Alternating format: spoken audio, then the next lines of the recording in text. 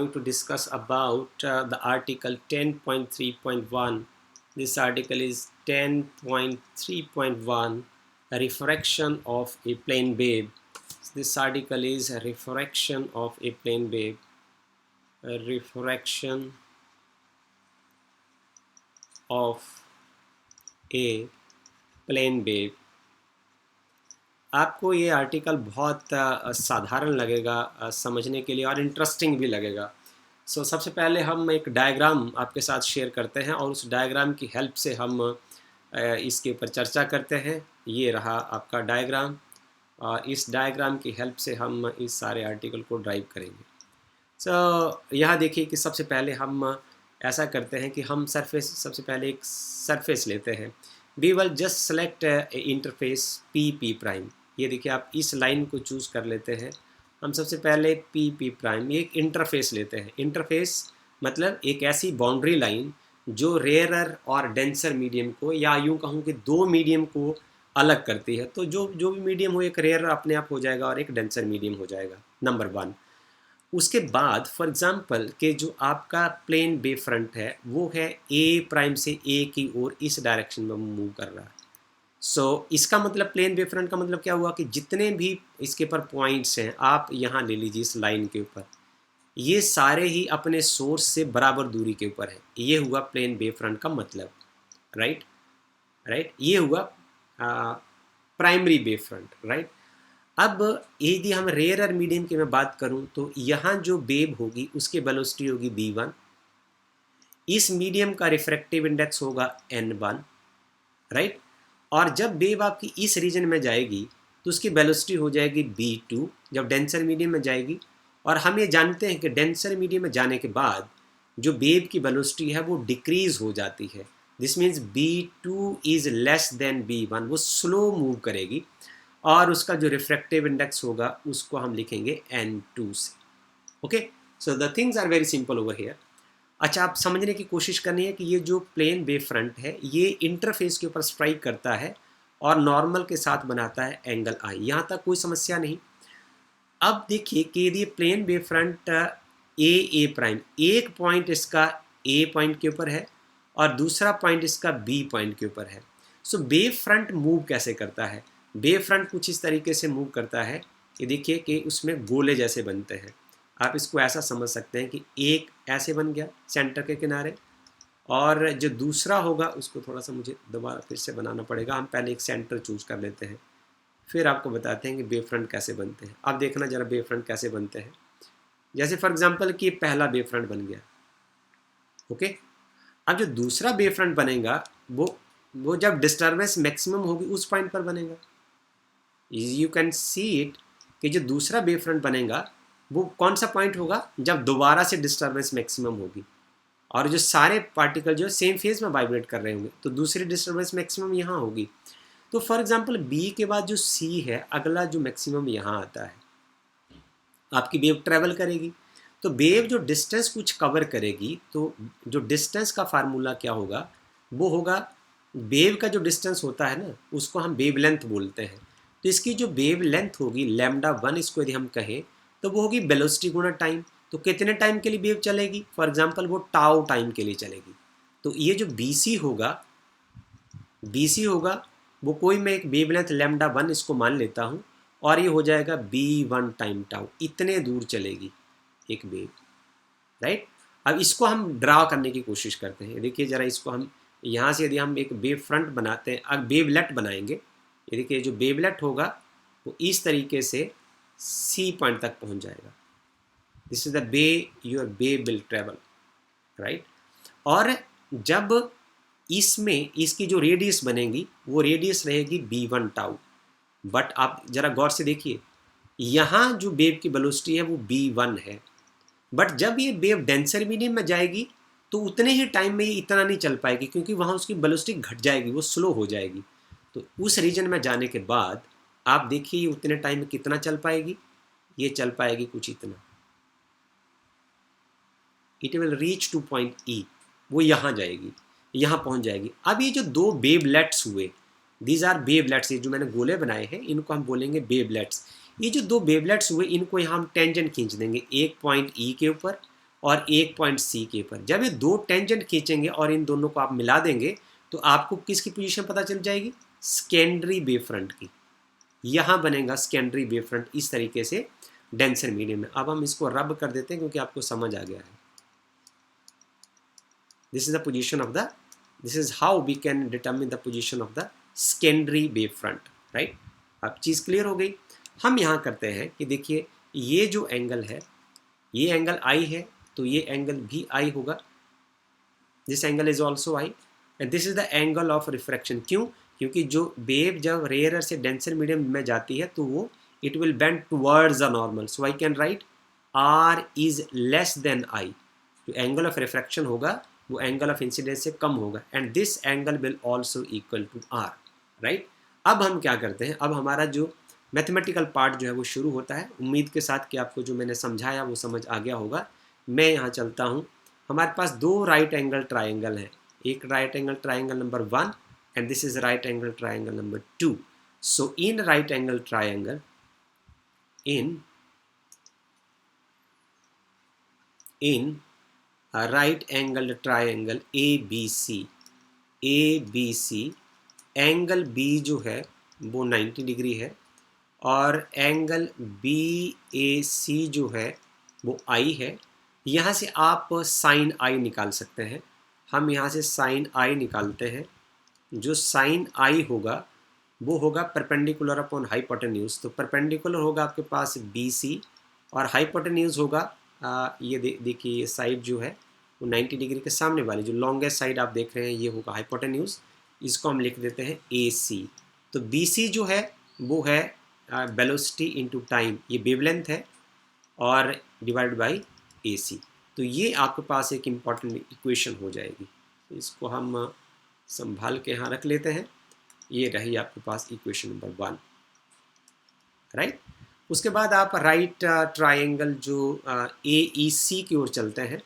In right triangle AEC, अब आप समझते हैं कि जो at angle E the angle is 90 degree. क्यों? क्योंकि यहाँ टेंजेंट है, टेंजेंट को सर्कल के सेंटर से मिलाएंगे तो 90 डिग्री का कोण बन जाएगा। सो आप यहाँ से दूसरा एंगल लिख सकते हैं कि angle ACE is equal to R. So from here on you can find sin R. So sin R is equal to, this is again perpendicular upon hypotenuse. So perpendicular is AE. In this case perpendicular is AE upon hypotenuse is AC. So this is once again this is B2 time tau upon AC. आप यहाँ देख सकते हैं figure में, ये रहा ये distance, ये एक वेवलेंथ है, ये भी एक वेवलेंथ है, और ये इस यहाँ वेलोसिटी V2 है और टाउ टाइम के लिए वो मूव कर रही है। तो इतने टाइम में वो इतना जो डिस्टेंस है वो पाथ कवर करेगी। इसको हम इक्वेशन नंबर 2 कह देते हैं। ज़रा कलर चेंज कर देते हैं, आपको आसानी रहेगी। सो ये रही आपके पास इक्वेशन नंबर 2, ये रही इक्वेशन नंबर 2। तो यहाँ से हम स्नेल्स लॉ को डिफाइन करने की कोशिश शुरू करते हैं। फ्रॉम इक्वेशन 1 एंड 2 ऐसे लिखते हैं हम, from equation 1 and equation 2 we have, हम लिख सकते हैं साइन I अपॉन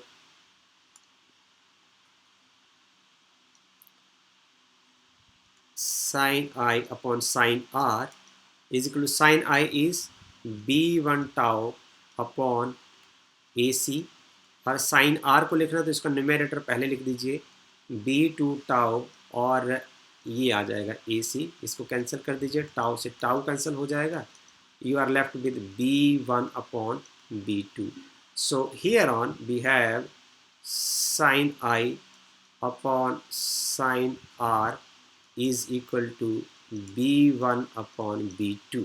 So ये आपके पास एक एक्सप्रेशन आ गया। इसको हम फिर संभाल के रख लेते हैं and I will mark this as equation number 3। Okay, अब हम आगे चलते हैं, हम इस प्रक्रिया को आगे बढ़ाते हैं और चर्चा अपनी जारी रखते हैं। बहुत सुंदर परिणाम यहाँ से निकलेंगे और आपको इसको समझना बहुत आसान लगेगा। हम जानते हैं कि जब आपका जो वेव है वो रेयरर से डेंसर मीडियम में जाता है, जहाँ इसका रिफ्रैक्टिव इंडेक्स जो है n1 है और जो डेंसर मीडियम का रिफ्रैक्टिव इंडेक्स n2 है।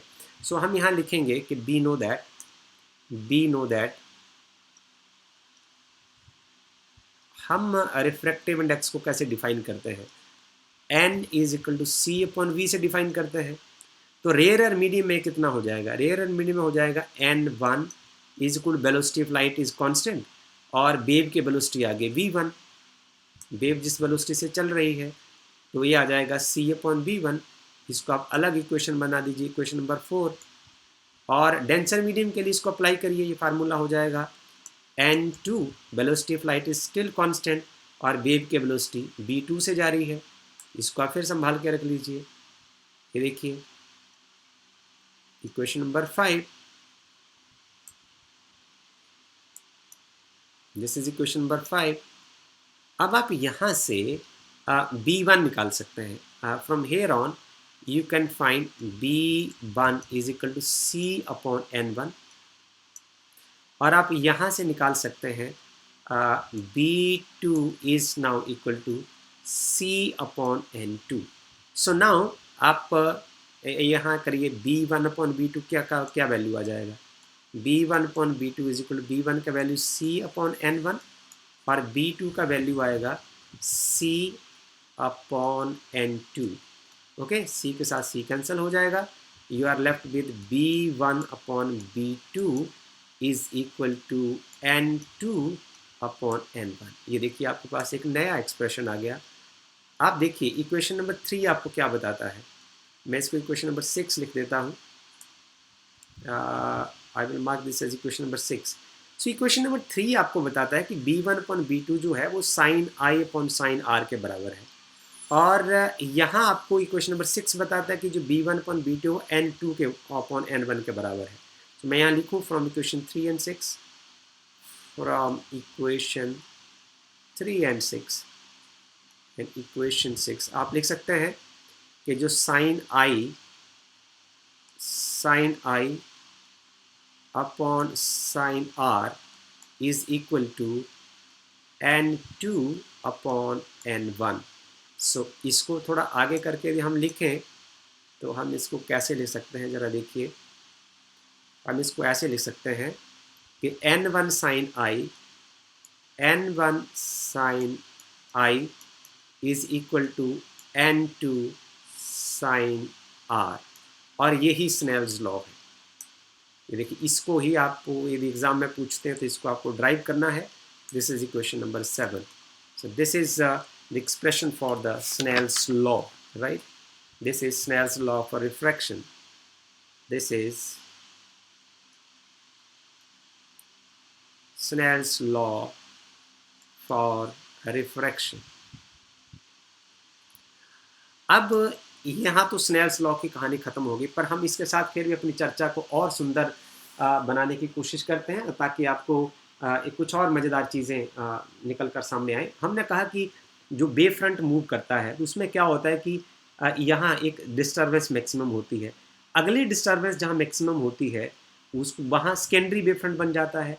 अब इसके बाद जहाँ डिस्टर्बेंस मैक्सिमम होगी वहाँ टर्शरी वेव फ्रंट बन जाएगा। तो यदि हम इसको प्राइमरी मान लें तो उसके बाद दोबारा डिस्टर्बेंस यहाँ मैक्सिमम होगी और जो वेव जो है देखिए गौर से, वेव कुछ इस तरीके से ही ट्रैवल करती है, ये देखिए ऐसे करके।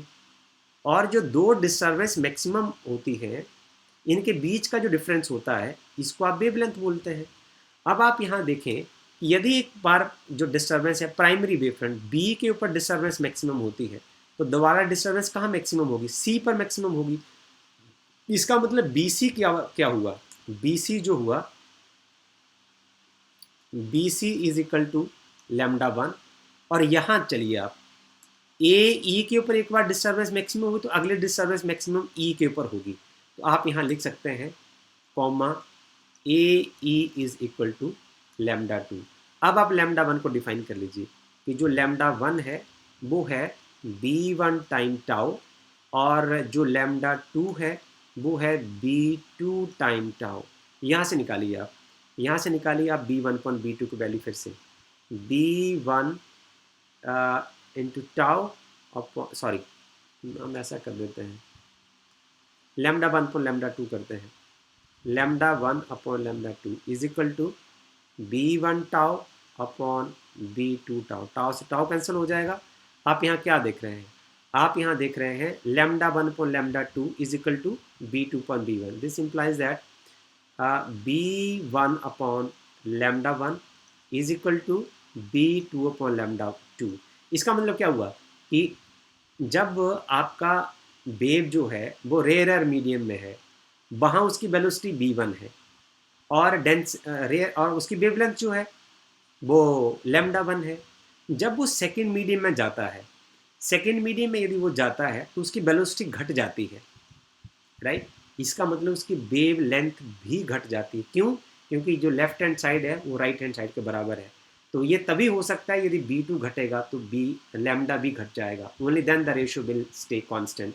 और आप जानते हैं कि b अपॉन लैम्डा जो है वो फ्रीक्वेंसी के बराबर होता है। This V nu one in the rare medium and frequency in the denser medium both will remain the same. तो इससे बड़ा एक इंटरेस्टिंग जो रिजल्ट है वो बाहर निकल कर आता है कि जब एक रे ऑफ लाइट रेयरर से डेंसर मीडियम में जाती है तो होता क्या है, उसकी वेलोसिटी घटती है, वेवलेंथ भी घटती है, बट उसकी फ्रीक्वेंसी उतनी की उतनी रहती है। सो ये कम्पिटिटिव एग्जाम के लिए बड़ा सुंदर सवाल बनता है कि when a ray of light will go from the rarer to denser medium, then the frequency of the wave will remain constant. So this is all about this article. Thank you very much.